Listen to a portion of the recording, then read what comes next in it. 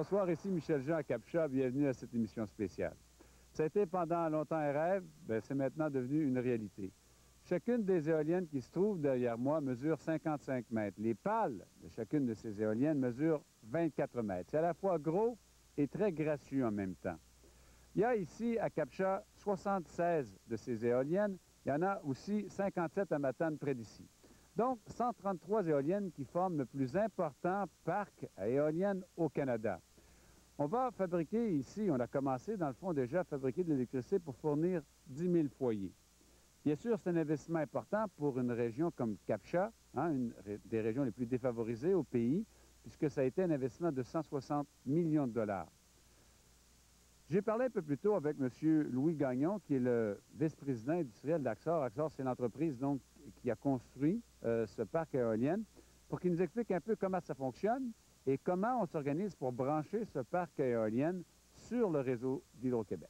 Bon, alors l'énergie du vent frappe sur les pales ou sur les hélices et ça provoque une rotation, ça fait tourner l'éolienne elle-même. Cette énergie mécanique-là est transformée en énergie électrique via un générateur qui décuple en fait la vitesse de rotation et l'énergie descend à un voltage de 600 volts dans des câbles jusqu'au bas de l'éolienne.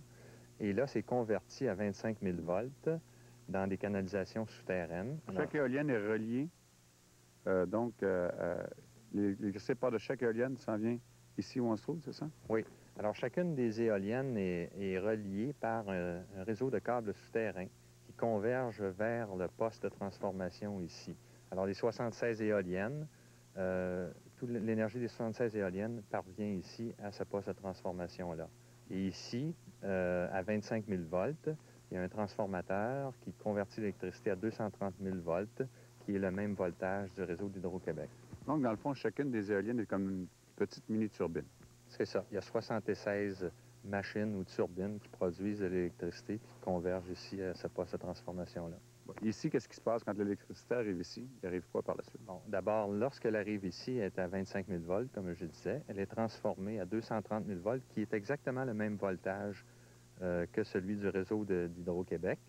Et le voltage est ensuite transféré sur le réseau de l'Hydro-Québec. Donc, c'est un peu la porte de sortie du système d'éoliennes, ça, ici, où on se trouve? C'est ça, et c'est l'entrée de l'énergie qui est produite sur le réseau d'Hydro-Québec. On produit combien ici d'électricité? Ici, la capacité du parc est de 57 MW. Alors, c'est les 76 éoliennes ensemble ont une capacité de 57 MW. Ça permet quoi, ce 57 MW, là, pour les gens qui ne sont pas familiers avec ces chiffres-là? L'énergie produite dans une année ici permet d'alimenter l'équivalent d'une ville d'environ 8 000 habitants. C'est quoi les coûts? Les coûts, disons que actuellement, le contrat ou le tarif avec l'hydroélectricité, avec l'Hydro-Québec, pardon, est le même que les tarifs pour les petits producteurs privés d'hydroélectricité. Alors, c'est un tarif qui est uniforme et qui est de base, si on veut, et qui est imposé par l'Hydro-Québec. Le défi que nous avons eu ici avec le parc éolien, c'est que partout à travers le monde, les tarifs qui sont payés pour l'hydroélectricité sont plus élevés. Ils varient entre 7 et 14 cents avec toutes sortes de crédits d'impôt, si on veut. Alors, les pays, beaucoup de pays dans le monde favorisent cette énergie-là, donc ils donnent, si on veut, des abris ou ils facilitent ce genre d'énergie-là. Alors ici, on devait vivre avec le même tarif que la petite hydroélectricité ou les petites centrales hydroélectriques. C'est un défi de taille qu'on a réussi. Évidemment, le parc est assez grand. Il y a 76 éoliennes. C'est un des gros parcs au monde. Il a fallu utiliser d'ingéniosité dans nos méthodes de construction. Il a fallu être très efficace dans la construction et dans la réalisation pour arriver à contenir à l'intérieur de ces coûts-là et ces tarifs-là. Pourquoi Captcha et quelle était votre principale difficulté ici? Disons que Captcha était un des sites qui est d'abord près d'un réseau ou d'une ligne de transport d'Hydro-Québec, comme Matane aussi, qui est le site où nous allons construire un parc semblable l'an prochain. Et c'est un site venteux, c'est un site où il y a une bonne capacité pour l'éolien. Les vents sont assez réguliers et puis c'est un bon site. Quand ils ne vendent pas comme aujourd'hui, est-ce que ça vous inquiète? Non, parce que, évidemment, statistiquement, les vents sont assez réguliers d'une année à l'autre.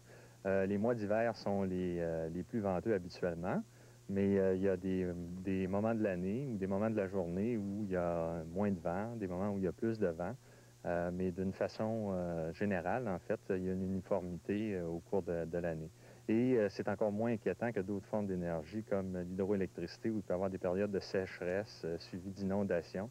Tandis qu'ici, la variation dans les vitesses de vent au cours d'une année ou d'une année à l'autre est presque très stable. C'est à l'intérieur de plus ou moins 6 ou 7 d'une année à l'autre.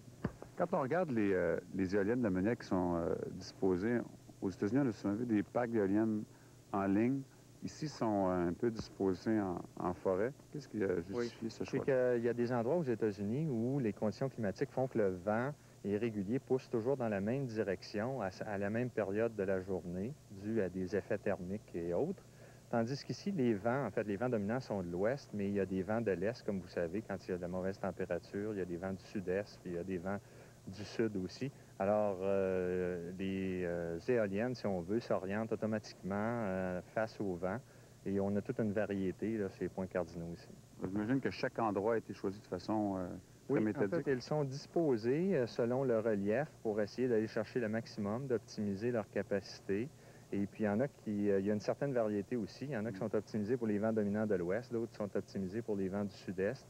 Alors, ça donne une certaine régularité, peu importe la direction du vent. Est-ce qu'il y a d'autres possibilités ailleurs qu'ici à Capcha, soit en région en Gaspésie ou ailleurs au Québec, pour des parcs semblables à celui-ci? Bien, actuellement, en fait, les ententes avec l'Hydro-Québec sont qu'il y a deux sites. Il y a le site de Capcha et le site de Matane. Et pour l'instant, ça se résume à ça comme développement éolien, là. Dans vos planches de dessin, est-ce que vous avez des endroits que vous regardez actuellement? Bien, actuellement, on en regarde pas mal. On a des études de vent un petit peu partout dans la province. Maintenant, ce ne seront pas des projets que nous allons réaliser tant qu'il n'y aura pas de contrat de vente avec l'hydroélectricité, avec l'Hydro-Québec, pardon. Merci beaucoup. Merci. On le disait tantôt, pour Capcha, c'est un investissement important. On parle quand même ici de 160 millions de dollars. Il y avait des gens sceptiques au début, sceptiques sur le fait que ce projet se réalise, mais il y avait aussi des inquiétudes. Sur l'aspect du projet, les gens se demandaient de quoi ça aurait l'air, si ça ne défigurerait pas le très beau paysage ici au bord du fleuve. Et il y avait aussi des citoyens qui s'inquiétaient pour le bruit. Bien, maintenant que le projet est réalisé, les gens semblent heureux et semblent surtout soulagés de voir que ça s'intègre bien dans l'environnement et ça cause aucun problème de pollution par le bruit. J'ai parlé un peu plus tôt, donc, avec certains des citoyens de Capcha, à commencer par la mairesse de la région, Mme Georgette Pelletier. Les impacts, figurez-vous, pour nous, les éoliennes, c'est quelque chose de fascinant, juste à les voir tourner. Et en plus, bien, imaginez qu'il y a 4 personnes qui travaillent. C'est des techniciens, alors c'est des bons salaires. Puis tout le monde qui va venir visiter, les touristes, je sais que les gens de Capcha sont en train de s'organiser pour faire des tours guidés cet été. Alors, même, on a déjà une demande. Nos restaurateurs, c'est rempli, c'est toujours rempli. Alors, ça veut dire que le monde, le plus gros parc au Canada, alors ça attire du monde. On les invite à venir nous visiter. Donc, en plus il y a quelques emplois permanents, mais vous misez surtout sur l'impact touristique, l'attrait que ça va créer? Oui, c'est l'impact touristique que ça va créer. Puis en plus, Capcha est bien installé, bien en vue aussi pour attirer le touriste. Quand vous rentrez à Capcha, vous avez tout de suite le centre d'interprétation des vents de la mer. C'est un très beau site qui attire du monde. On a la rivière Capcha. On a les éoles. Hein? Les éoles, il faut en parler parce que c'est quelque chose d'extraordinaire. On invite tous les gens. Mais comment les gens ici, justement, la population a réagi à ce projet-là? Ils ont bien aimé ça. En un mot, c'est une industrie. Hein? Alors, nous autres, au lieu d'avoir de la fumée qui sort, on voit tourner ces éoles qui sont si fascinants de voir tourner ça quand ils fonctionnent tout. Alors, moi, je souhaite que M. Yvan Dupont, le président d'Axar, qui a l'idée d'en mettre d'autres. Moi, un autre parc éole, il serait le bienvenu à Capcha. Vous pensez de quoi de ça, les éoliennes ici, vous? Oh, ça va faire l'électricité. Si on en manque, j'espère que ça va faire assez d'électricité pour la moitié de Capcha. Pour nous autres, c'est très important. Parce que durant le chantier, là, ça a apporté du monde extérieur, ça a créé des emplois ici dans le local. Et nous autres, au point de vue business, bien, c'était meilleur que d'habitude, parce que sans ça, c'était dole. C'est pas fort. À chaque fois que je les vois, je les trouve toujours très belles. Même un matin, là, il était là, puis il bouge pas, mais c'est très gracieux. Qu'est-ce que vous pensez de ça, les éoliennes, vous, monsieur? Ben, si ça rapporte comme qui dit, ça va être une bonne affaire. Il parle de bâtir 50 autres. Il faut croire que ça va être pas pire, hein? Ah, moi, j'espère. Qu'est-ce que vous aimez ici, des emplois que ça crée? Oui, principalement, c'est ça que les personnes heureuses comme nous autres, là, c'est nouveau, hein? Là-dessus, on fait une pause. On est de retour dans un instant. Je vous rappelle que cette émission spéciale vous parvient de Captcha. À tout de suite.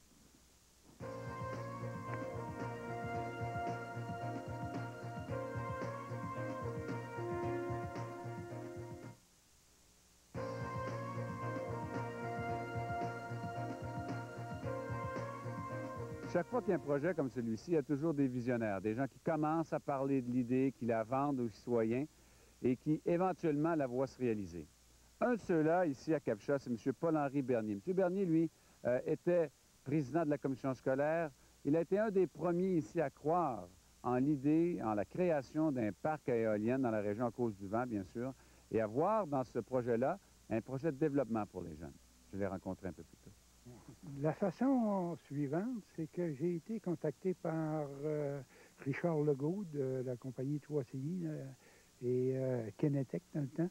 On est en quelle année? Là? On est en 89 à peu près, 91, mettons 91, parce que la compagnie Kenetec venait d'obtenir un contrat de vente d'électricité à Hydro-Québec. Et il fallait à ce moment-là que le projet prenne place en région. Donc, ça leur prenait des personnes en région. J'ai été contacté par M. Legault, ainsi que le maire de Captcha aussi, M. Jean-Yves Bérubé, dans le temps. Donc, ces gens d'affaires-là étaient intéressés, cherchaient quelqu'un qui serait capable peut-être de relier les gens dans la communauté? Bien, ça prenait quelqu'un qui connaissait les gens de la communauté, puis en même temps aussi de pouvoir exposer le projet aux gens, leur faire comprendre pour les inviter à participer au développement du projet. Parce que chaque propriétaire de terrain devait être rencontré, on devait leur expliquer le projet, le pourquoi du projet, puis les inviter à signer des options superficielles pour permettre l'analyse du vent sur leur propriété, puis éventuellement, s'ils étaient retenus, permettre l'implantation d'éoliennes sur leur lopin de terre à ce moment-là. Comment ont réagi les gens ici en Gaspésie la première fois que vous leur avez parlé de ça? Les gens ont réagi très positivement. Et pour eux, les gens, c'était une nouvelle technologie, c'était une technologie non polluante, la ressource était renouvelable automatiquement. Donc, à ce moment-là, c'était une technologie là, époustouflante, parce que quand on regarde cette technologie-là, puis on regarde le parc là, qui va se développer ici, ça devrait permettre, si le gouvernement s'en mêle un peu, ça devrait permettre de créer un développement intéressant pour nos PME chez nous. Quand vous voyez ça, le parc qu'on a ici, c'est quand même assez impressionnant. Impressionnant. C'est quelque chose de rare. Les gens là, qui pensent, puis quand on rencontre là, des touristes qui ont vu le projet, ils n'en reviennent pas, d'autres de voir l'ampleur du projet, puis aussi la qualité des éoliennes, puis en même temps aussi la façon qu'ils ont été disposés sur le terrain aussi. Lorsqu'on regarde, on ne voit pas des rangées d'oignons là, comme aux États-Unis. Là, on voit que ça a été planifié. L'architecte paysagiste a fait un excellent travail dans la disposition des éoliennes. Puis ça crée, en tout cas, ça va créer sûrement un attrait touristique important pour la région. Personnellement, là, de voir ça réalisé, vous y avez pensé, puis vous nous le disiez, vous étiez un des seuls à m'amener à croire au projet. C'est vous qui avez amené les gens à y croire en Gaspésie, qu'ils avaient parlé, convaincus, presque un par un. Quand vous voyez ça commencer aujourd'hui, vous voyez ce parc d'éoliennes-là, ça vous fait quoi comme émotion, M. Bernier? Bien, moi, je suis heureux. Je suis heureux, puis je suis heureux. Bien, quand tu as dit, je ne suis pas le seul, parce qu'il y en a d'autres qui ont cru quand même au projet. Mais le fait d'avoir réalisé ce projet-là, moi, je crois que, puis je suis fortement convaincu que ça va permettre à des jeunes de la région de s'accaparer, d'apprivoiser cette technologie-là, puis qu'on puisse un jour exporter ça, exporter notre savoir comme on peut exporter aujourd'hui l'hydroélectricité. Vous, M. Bernier, vous êtes issu du monde de l'éducation. Votre vision de ce à quoi, ce que ça peut apporter à long terme à Gaspésie puis aux jeunes ici, c'est quoi? Moi, je dis c'est des emplois pour les jeunes, puis des emplois de haute technologie. Pour les jeunes, moi, je crois aux jeunes. Les jeunes là, qui sortent des écoles techniques actuellement ou ont toutes les possibilités de pouvoir regarder, puis ils vont avoir la possibilité avec le banc d'essai d'Hydro-Québec à Saint-Ulrich de pouvoir aller expérimenter des composantes, de pouvoir voir c'est quoi une éolienne, puis peut-être dire, moi, je suis capable de faire telle composante, de faire telle pièce, d'améliorer telle chose. Puis c'est créer son emploi, puis peut-être créer de multiples petits emplois.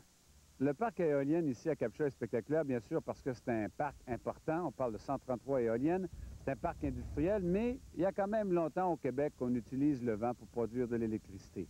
Sur une plus petite échelle, pour des maisons, pour des résidences secondaires, pour des camps de chasse.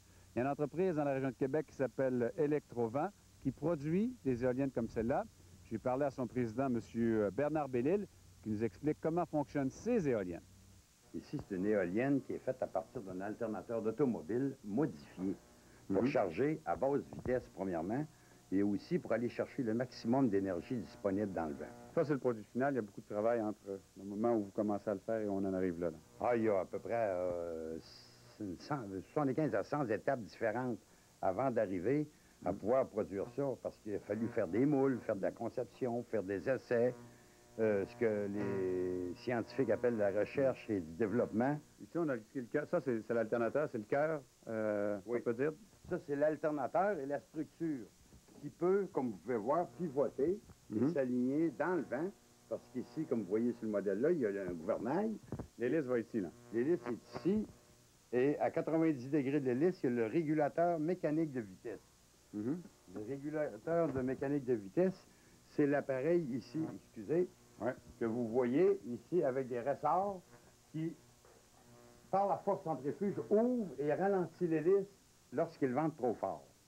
Lui, il est calibré pour ouvrir à 1350 tours.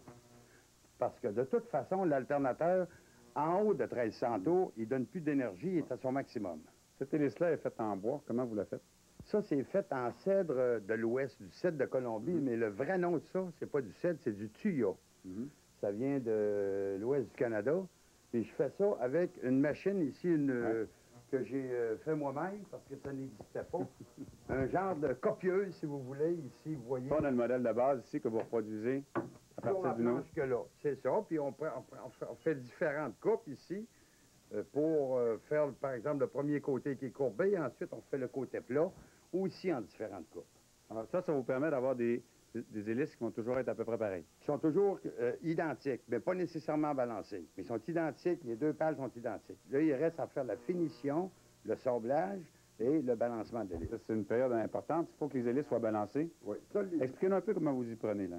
OK. Moi, je peinture ça avec un petit fusil. Pourquoi noir? Bien, le noir, c'est pour absorber les rayons ultraviolets. Parce que l'époxy qu'on a mis précédemment, c'est un époxy marin qui va sous les coques de bateau.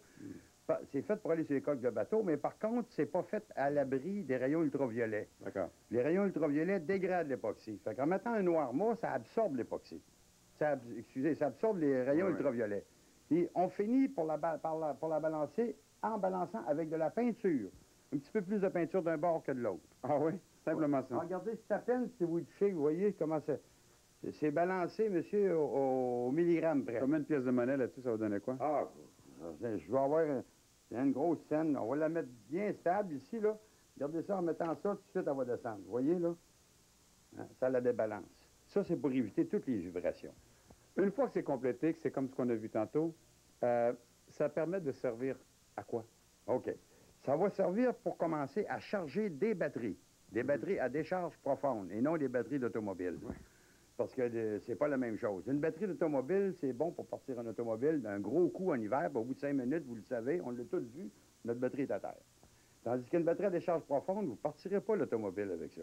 Toutefois, vous allez pouvoir faire allumer une petite ampoule pendant une semaine de temps. Mais vous permettez, ça permet, par exemple, à quelqu'un, vous offrez ça surtout aux gens qui ont des camps de bois, des chalets. Camps, chalets ou des personnes qui ont des voiliers. Ça leur permet de chauffer, ça permet de prendre la lumière, de l'électricité. Pourquoi, à peu près? Bon, pour l'éclairage, pompe à l'eau, radio, télévision et tout ce qui marche sur 12 volts, comme dans les campeurs, les motorisés ou les voiliers. Vous considérez assez justement de l'énergie éolienne au Québec? Ben, ça s'en vient. C'est long avant que les gens s'habituent. Parce que les gens ont commencé à regarder pour le solaire. Puis le solaire, c'est de valeur. Le Sunshine State, c'est la Floride, c'est pas ici. Ici, on est au pays des grands vents. Alors, c'était M. Bernard Bellil, qui est le président d'Électrovent, cette petite entreprise de la région de Québec qui fabrique déjà depuis quelques années des éoliennes, vous l'avez vu, ça marche, c'est une solution. Mais ici, on est à Cap-Chat, où on vient d'inaugurer, je vous le rappelle, le plus important parc à éoliennes du Canada. On va faire une pause, on est de retour dans un instant.